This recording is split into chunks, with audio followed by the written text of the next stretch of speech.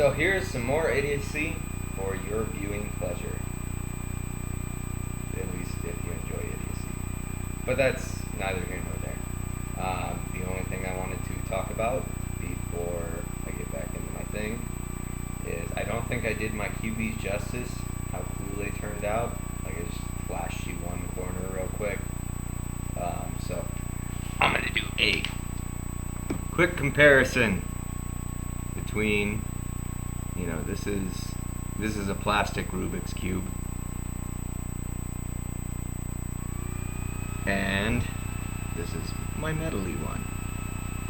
Minus, like, the only difference obviously is the radii on all these different edges. And then here's one of that was a corner, this is an edge.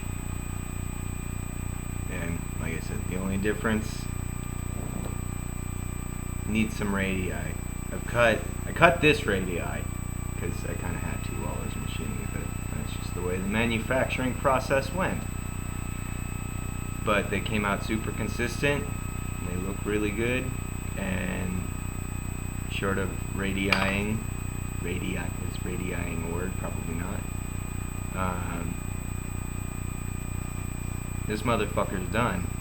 It'll be functional, just it won't corner cut real well or anything like that. So, but I mean, come on, is that not badass? Metal cubes all over the place. So yeah, just thought I'd throw it up there. I put a lot of work into those, so I figured I'd give myself some fucking kudos, pat myself on the back and say, hey internet, I'm awesome. You better fucking like this stuff. But anyway, on to bigger and better things. Gödel Escher Bach, wonderful book. It ties in these things that, Asimov and Hawking talk about, these formal systems and how that works with consciousness. And I mean, this book kind of ruins life in a way, which Dennett talks about, Dan Dennett too, because he wrote a book called Consciousness Explained. It's similar, not exact, actually not even close to the same, but there's a few of the same premises. I don't remember which one's plural and which one's singular, but there's a few of the same premises in there,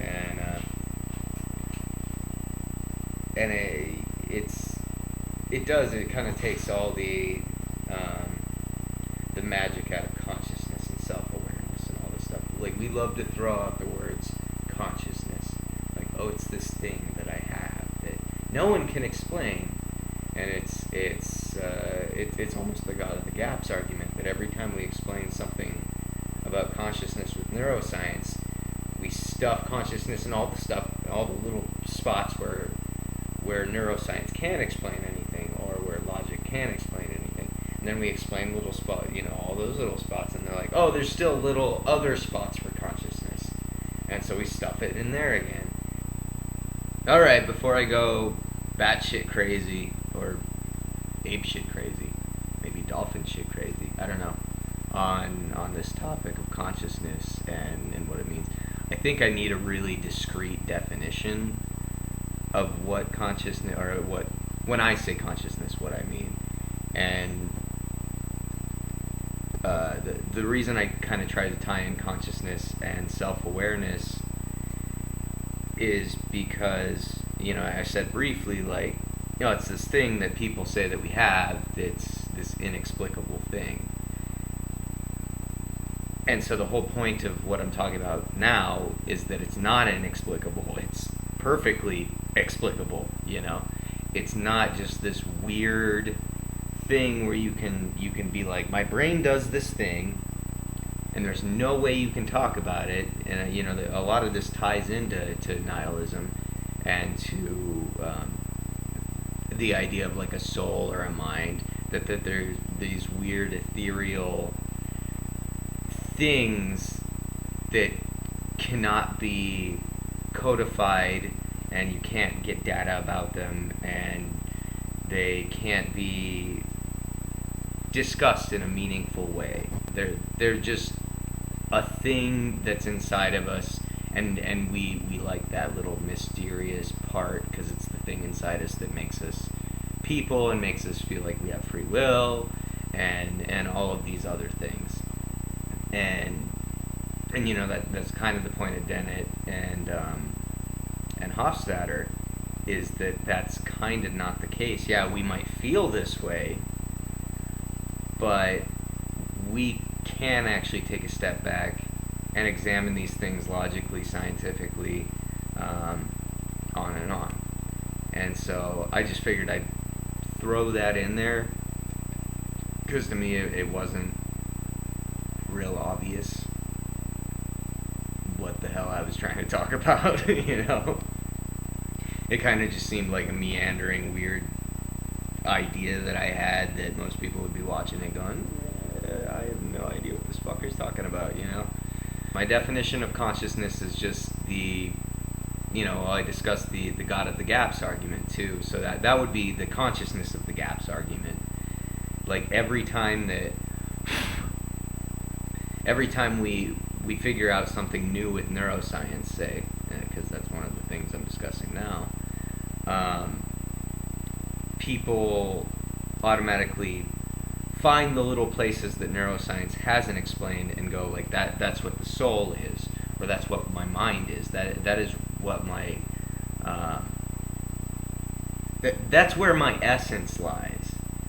And that kind of makes the idiotic assumption that, though the very emotionally appealing one, that we have some sort of essence that makes us us.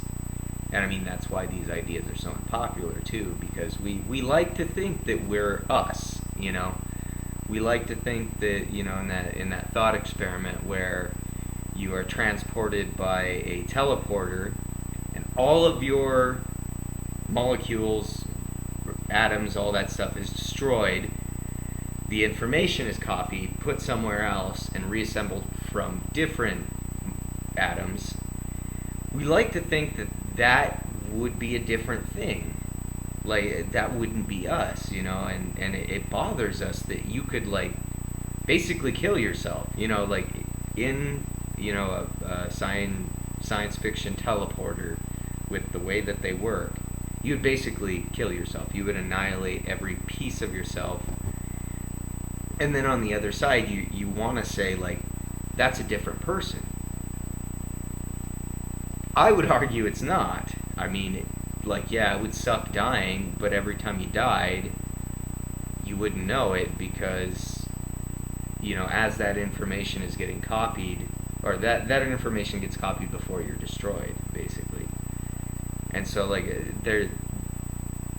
this kind of, it rests on the premise that there is no essence, that there is no human essence that we can't define, that makes us us, that at the other end of that teleporter, we'd be the exact same fucking person, you know, totally 100% indistinguishable from the one that got destroyed.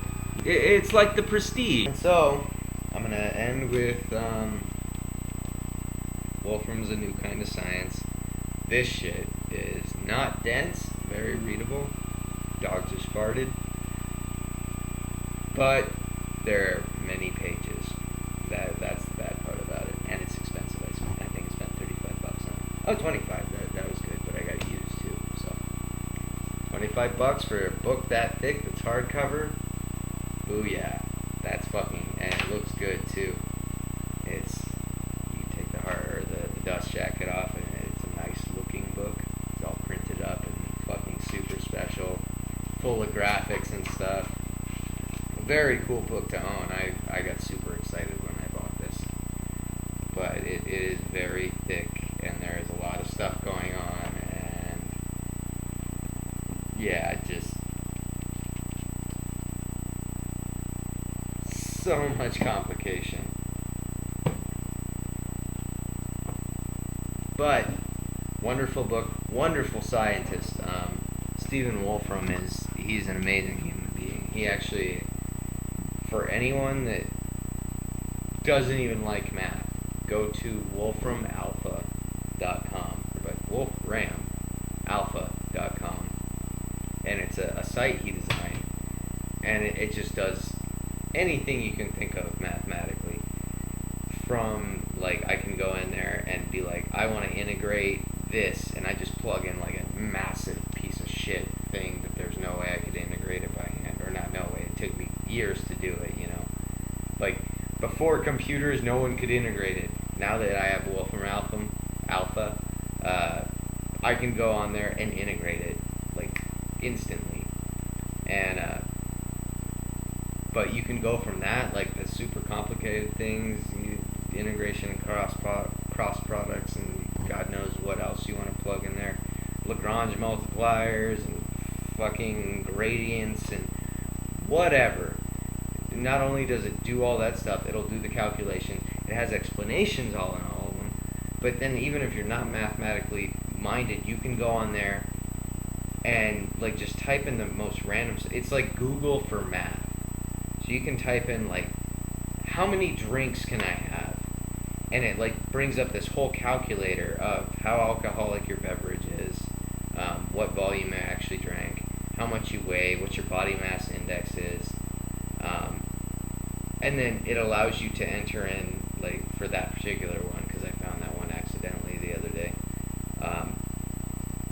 The more stuff you enter in, the more accurate it is. The less accurate it is. But it's still very cool that you can just go on there and type in, I weigh 150 pounds and I had 3 drinks. And it'll tell you what your blood alcohol level. That's what I'm going for. It'll tell you what your blood alcohol level is. And it'll be more and more accurate the more stuff you put in, which is awesome. The less stuff you put in, the program automatically makes assumptions for you.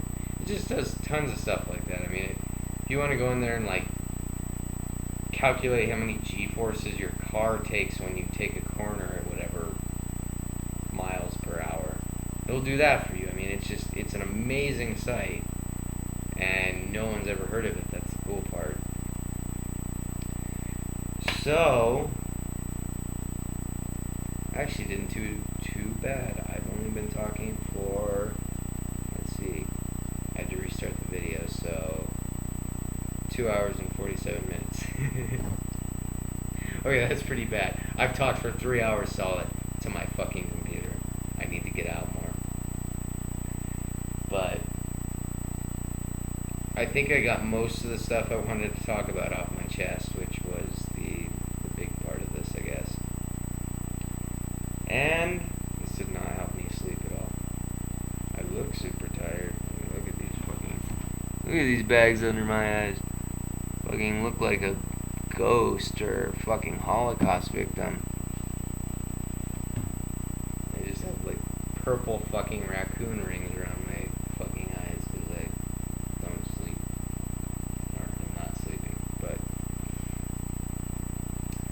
point being, I got it out of the way. So I guess I'm gonna end this video. I kind of want to top my Bible throw, like with throwing this book at it, but I thought the Bible broke my computer when I did it last time. So I think this is just kind of an anticlimactic ending where, I don't know. I don't think anyone wants to see my ass, and I'm sure YouTube would take that down. I can't think of anything better than throwing stuff at your laptop. Like, there's nothing more fun than doing that until, like, your laptop tips over and you're like, oh shit, did I break it? So, this was just kind of a, oh, it builds, oh, it's interesting, and rather than, like, Bible throw, it's like, yeah, Mike sucks, he's boring.